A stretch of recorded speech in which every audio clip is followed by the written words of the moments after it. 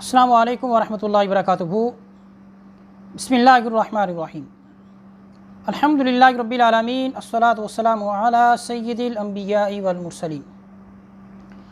अल्लाह ताला के फ़ज़ल व करम से हम अरबी ज़ुबान सिखाने के लिए निकले हुए हैं।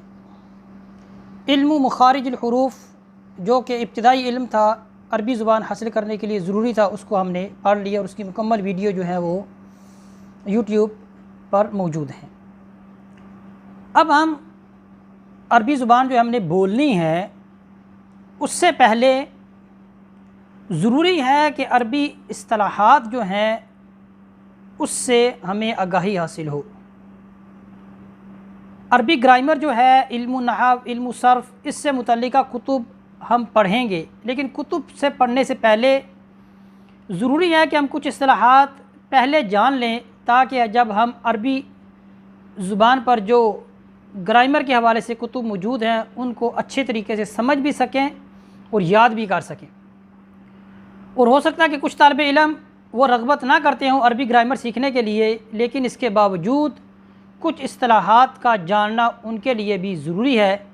तो इसलिए मैंने चाहा कि मैं अरबी इस्तिलाहात सबसे पहले मैं पढ़ाऊँ, ताकि हर तालिब इल्म के ज़हन में अरबी इस्तिलाहात जो हैं वो मौजूद हों, ताकि जब भी उनका इज़हार किया जाए, लफ्ज़ बोला जाए, तो आपको पता हो कि इस लफ्ज़ का क्या मतलब है, क्या माना है।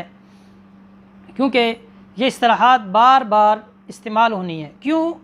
इसलिए कि जब अरबी अल्फाज हमने बोलने हैं, लिखने हैं, सुनने हैं, तो उनका ताल्लुक़ इन अरबी इस्तिलाहात के साथ है।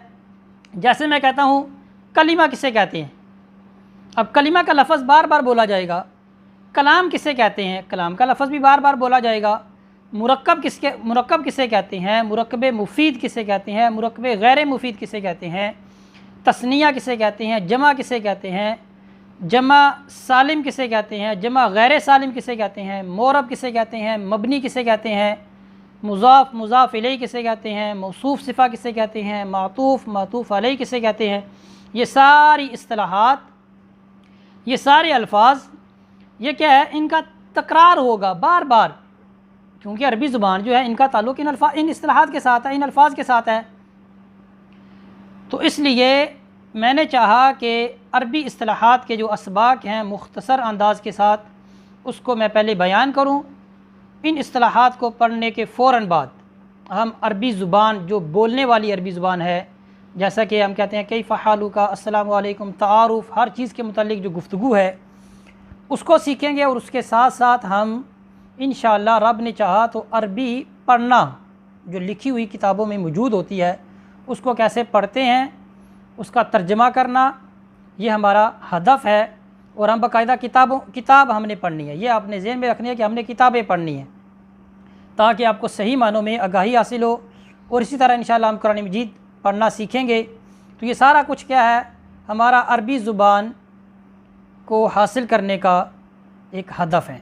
अल्लाह ताला मुझे भी आपको भी सही मानों में अरबी ज़ुबान पढ़ने की, समझने की, लिखने की तौफ़ीक़ अता फ़रमाए, ताकि हम सही मानों में कुरान मजीद को समझ सकें, अहादीस नबविया सल्लल्लाहु तआला अलैहि वसल्लम को समझ सकें। तो इसी पर इक्तफ़ा करते हैं। वसल्लल्लाहु अला सय्यिदिना व मौलाना मुहम्मदिन व बारिक वसल्लिम वसल्लि अलैहि वल्हम्दुलिल्लाहि रब्बिल आलमीन।